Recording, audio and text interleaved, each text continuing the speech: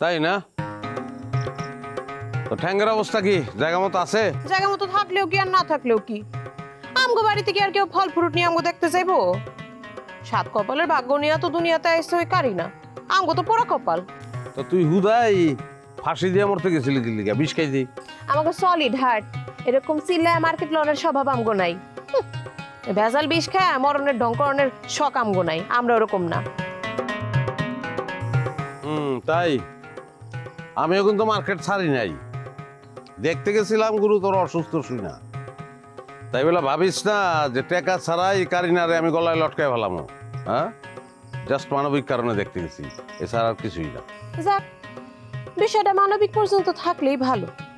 কারিনা তো ওর তো কোনো ভরসা নাই, ওরা বিশ্বাস করন যায় না। আবার কি করে কোন দিকে লয়ে যায় বলা যায় না। এত সহজ না। আমি গুড্ডি না আর ওর হাতে নাটাইও নাই যে টান দিব আর আমি গোত্তা খেয়ে গিয়ে ওর কোলের উপরে পড়লাম। বিষয়টা তো এত সহজ না। হ্যাঁ, টেনশনে কিছু নাই, এগুলা চিন্তা না করিয়া তুই তোর বাপের গিয়া টাকা রেডি করতে কর, তাইলেই আছি।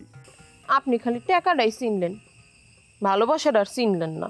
আমি ব্যবসায়ী মানুষ, টাকা ছাড়া আর কি চিনবো? অমন মন আমি বহু ওজন দিয়ে মাইপেটে বেতার পড়াইছি।